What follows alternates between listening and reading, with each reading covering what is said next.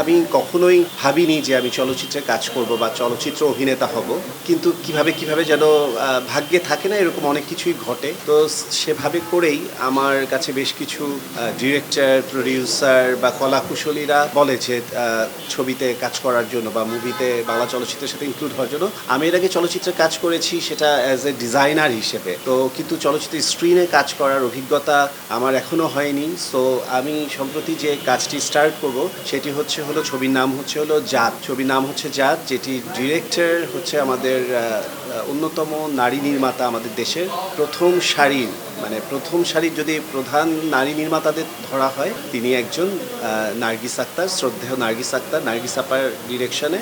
এবং প্রোডাকশন হাউসটা হলো আপনার কৃতাঞ্জলি চলচ্চিত্র। আপনারা কৃতাঞ্জলি চলচ্চিত্র অবশ্যই জানেন, মান্না ভাইয়ের ওয়াইফ এটাকে পরিচালনা করছে। সেই কৃতাঞ্জলি চলচ্চিত্র এবং নার্গিস আপা, তো টোটাল কম্বিনেশনটা কেমন হতে পারে আপনারা নিশ্চয়ই বুঝতে পারছেন।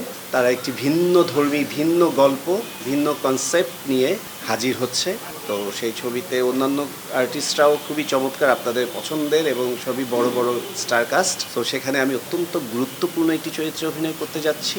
এটা অনেক আগে শুরু হয়ে যাওয়ার কথা ছিল, কিন্তু প্রি প্রোডাকশন এবং প্রিপারেশন বা তারকাদের ডেট মেলানো সব কিছু মিলিয়ে নানান জটিলতায় কিছুটা পিছিয়ে গেছে। সো ইনশাল্লাহ খুবই দ্রুত, হয়তো বা মাসখানেকের মধ্যে কাজটা স্টার্ট হবে। সে কাজটা স্টার্ট হলে আমি কাজ শুরু করব, এবং এই ছবি সম্পর্কে তখন কাজ শেষে, কাজটা যদি হয়, কাজটা করে আনন্দের সাথে আপনাদের সবাইকে নিয়ে সেটা বলবো এবং সেলিব্রেট করব।